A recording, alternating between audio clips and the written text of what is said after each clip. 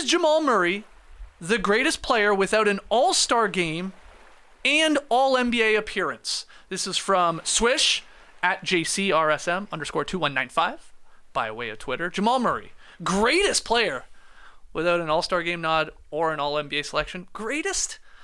I think that's a bit of a reach, but he's on the list when you start considering it. He's been in the league, 5 or 6 years now? Of course, hasn't made either of these. And when you add in his playoff performances, big games, not just this one, but back to the bubble, yeah, I get why we're getting this question. But I thought I'd hit you guys with a list of the greatest players to never make an all-star game or an all-NBA appearance. And I tried to keep it to the last 25 years or so. Some honorable mentions to the OGs, though. So I'm talking about guys in the 70s, 80s, and 90s. John Williamson, he was a bucket for your Nets back in the day. Cedric Maxwell leads a lot of people's lists when it comes to this for the Celtics. That's right. Eddie Johnson, Purvis Short, Byron Scott, Sam Perkins, Big Smooth. Arvydas Sabonis comes over to the league, very, very late in his career, coming in at the age he did. Ron Harper, Derek Harper, Tony Kukoc, back in the 90s Bulls days, and Drazen Petrovic, R.I.P. Again, those were 70s, 80s, 90s that are all deserving for some love to having never made one of those two. Two other names that didn't make an all-star game, but did make an all-NBA team once. Rod Strickland, which everybody always brings up as one of the best players to never make an all-star game.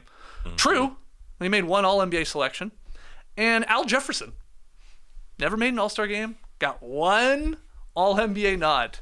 So they're obviously not in the running here because they got the all-NBA selection. Current players, Jamal Murray is at the top of the list, but the rest of these current players, I put it under the umbrella of yeah, they haven't yet, but give it time. Or it's just they've had one or two really good years. Jalen Brunson, the year he just had. Tyler Hero, a couple great years coming off the bench. Tyrese Maxey, Desmond Bane, Mikal Bridges. All these names, these are all really young players. And, I don't know. All 7 of those guys, 6 of those guys I just listed, probably 5 of them end up making an all-star game, I'd assume. Maybe all of them, because they're all great. So, Jamal Murray, yeah, awesome question. And now gets us to the real list.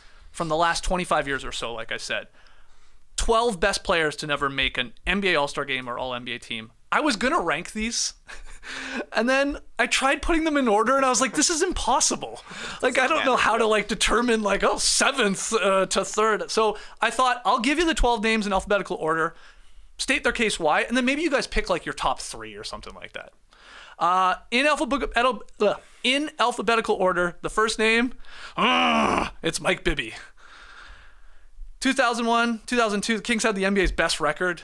They won 61 games, and from 03 to 07, Bibby helped Sacramento make a ton of deep playoff runs, and he averaged 19 points per game and 5.5 assists. He's the lead point guard on a really, really good team. As much as I hate him, it's got to be on the list. So Mike Bibby. Great, man.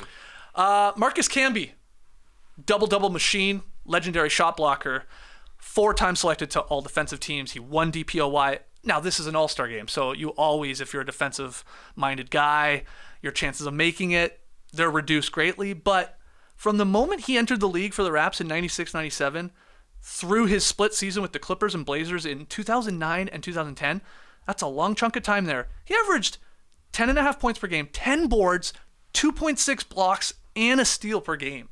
The guy just put up huge numbers, both on the glass, obviously when it came to blocking.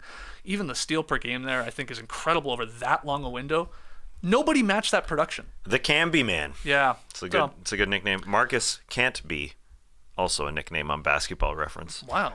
Can't be an all-star, I guess, because plays too much defense. I think it's just weird that he didn't make it once, as a random injury replacement or something like that. Some really solid years. So he's on the list. I'm surprised he never was scoring more than 12 points a game. He scored the most, did he not, as a rookie for the Raptors? 14.8 for the Raptors. I don't think he ever scored more than that. 12.8 is his next on Denver in 05-06. Yeah, fascinating. But in those thin years for Eastern Conference bigs, you'd think you'd squeeze in over a Jamal McGlure or that kind of, maybe. For sure. Maybe. Okay, Jamal Crawford, you want buckets, here you go. 3-time Sixth Man of the Year. Guy scored nearly 20,000 career points. He had 7 different seasons where he averaged over 17 points per game. I think what really hurt him is not just coming off the bench, but this guy played for 9 different teams. Like, he played for a whole lot of teams. So maybe that doesn't help his chances, but he's on a lot of these type of lists for a guy that never got to an All-Star game. CJ McCollum, current player. Career numbers for CJ McCollum here, guys. 650 plus games played. He averages 24 and 4. 20 points per game, 4 boards, 4 assists.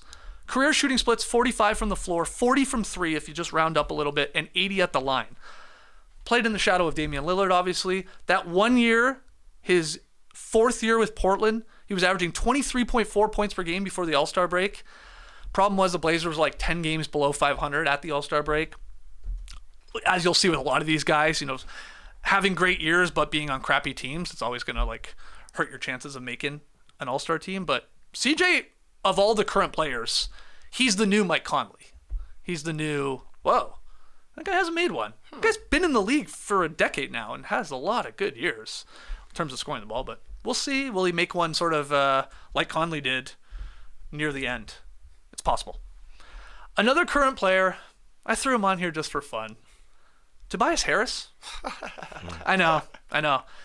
It's a weird one, but when I went and looked at like his best window, if you strike out this past season where he really struggled to score, like his numbers really dipped, if you count the last season he was with Detroit in 2017-18, and then his stop with the Clippers there, and then through to Philly, like the last 3 years, again, before this last year, his averages, Tobias Harris, were 19 points per game, 7 boards, 3 assists, great shooting percentages.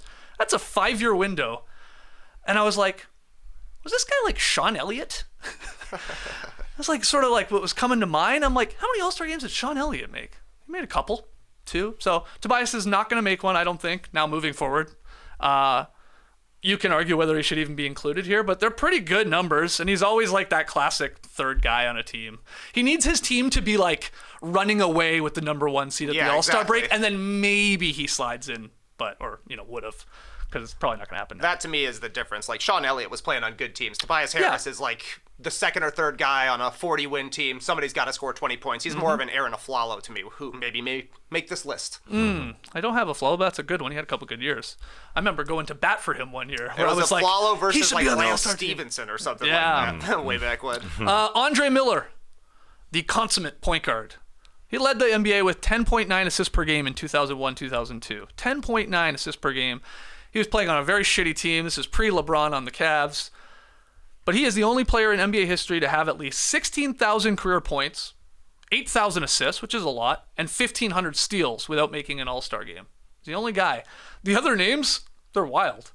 16,000 career points, 8,000 assists, 1,500 steals. LeBron, Stockton, Gary Payton, Kidd, Magic, Isaiah, Russell Westbrook, and Chris Paul. So it's like, I know I'm like picking and choosing the stats there, the accumulated stats, but that's a wild list. And he never made one, obviously. But he just didn't score a lot, had a whole lot of assists, and he played on some bad teams. Yeah. Andre Miller was on my short list for sure. But he definitely racked up career numbers because he was the same player when he was like 22 years old as when he was 52 years old. Okay. Speed. How about this guy for the generation prior's Tobias Harris? Richard Jefferson. Is there anything to that? Okay. Maybe. He was probably better, RJ. He put up really all-star worthy numbers in 07-08. He averaged 22.6 points per game, 4.2 boards, 3.1 assists. Again, he's hurt by the Nets being below 500 at the All-Star break. I think they were like 6 or 7 games below. But like Tobias, you throw out RJ's rookie season, RJ averaged 19-6-3 in 6 seasons with New Jersey. On good teams, too. I mean, those teams were averaging 45 to 49 wins for a lot of those years, so they were pretty good in the Eastern Conference. He's overshadowed by who he's playing with, I think, on his team. But how do you feel about RJ being in the mix, at least? Yeah, it's surprising, actually, because the Nets were good. He's scoring over 20 per game. Yeah. I'm looking at 1 year, just a little bit after they went to the finals in the mid-aughts. He got hurt in January. He did. When he was kicking ass that year. It was might have been his best 22 chance. points. So, yeah, that seems like his best chance. Although I'm not going to bring up percentages when we're looking back, but yeah, it's just kind of surprising he didn't sneak in there forward spot in the Eastern Conference. Yeah, like some highlights too, A little high Sean, flyer. a little Sean Marion light, puts up the numbers. Lamar Odom is on this list from his rookie year through 07-08. He averaged 16 points per game, 9 boards, 4.5 assists, a steal and a block. I mean, sort of did a bit of everything. Garnett and Weber, the only players to put up those type of numbers, sustain those numbers, benchmarks over that time. Odom was just sort of a little bit ahead of the positionless curve, I guess. Like he sort of started it almost. But it is wild he never made one, Lamar Odom. And obviously played on very good teams. Played his role perfectly. So he's on a lot of these lists that you see near the top. Jason Richardson. He averaged 23, 6, and 4 during the 05-06 season with the Warriors.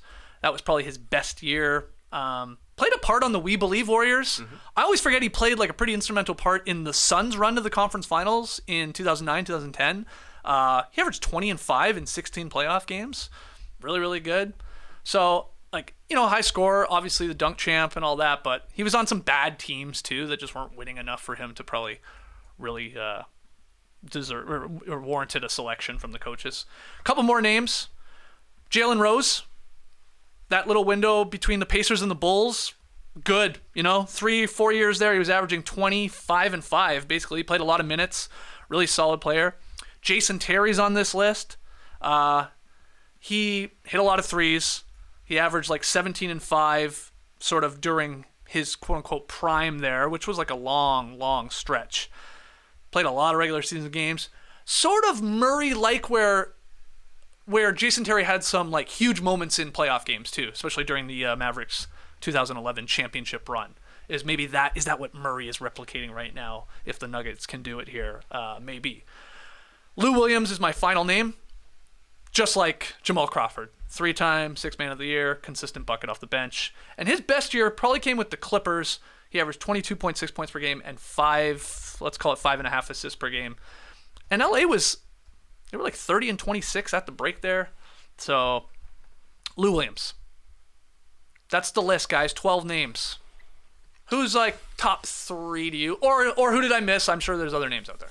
Top 3 for me would probably be Andre Miller. I got him ranked high just because I think he was a solid guy. Everywhere he went, led the league in assists, I think you said. At least one time. 10.9. Yeah, he was a really solid player. I got Lamar Odom as well because I feel like of all these guys that you have named, maybe the most talented player. I agree. And he was fitting alongside Kobe and Pau Gasol, and even Andrew Bynum was quite the player then. He was just kind of doing everything, but, it seemed like Lamar Odom could have probably averaged 25 points per game and 10 assists if he wanted to, and it never felt like he wanted to. And then the last guy, I originally had Bibby, but I think I'm going to sub him out for Jamal Crawford.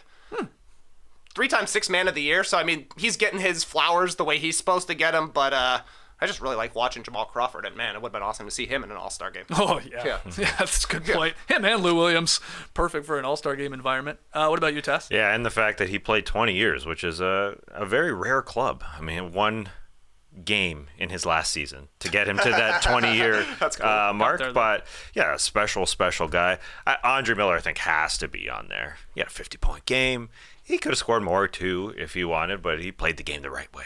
Played it with George Karl. Passing the ball. So I think I would put those two guys on there. Crawford, a bucket. Miller, a special guy, special player, special stats. The third, Lamar Odom's a great one. Won a Sixth-Man of the Year. So, he got some awards in him. Give me an R, Jeff. Just because I like his TikTok work. Okay. So again, the 12 best players to never make an NBA All-Star game or All-NBA team in the last 25 years. In alphabetical order, I got Bibby, Camby, Crawford, CJ McCollum, Tobias Harris, Andre Miller, Richard Jefferson, Lamar Odom, Jason Richardson, Jalen Rose, Jason Terry, and sweet Lou Williams. I was thinking, eating breakfast this morning, I'm like, I gotta be forgetting somebody. Who am I forgetting? And then I was like, Andrei Kirilenko. He was a great player. He had some great years. And then I went and checked. He made an All-Star team. Indeed. So then I was like, wow, Kirilenko made an All-Star team. And Lamar Odom didn't, because like I think of them at times as some similarities, like just filling the box score, obviously Swiss Army knife type players. But yeah, he made it. Kirilenko did 1 year, and Lamar never did. So there you have it. Good thing we did this question now. Jamal Murray's going to make the All-Star team next year. I would. As long as he plays. Healthy, yeah. I mean, he played 65 games this year. That's actually enough to make the All-Star team. Turned it on a little bit as the year went on, but I think with the success we've seen from the Nuggets this year, his rep is going to rise to the level that he will make the team next year as long as he has a season like he did this year. I would agree Middleton with that. style, if you will. Yep, I would agree with that.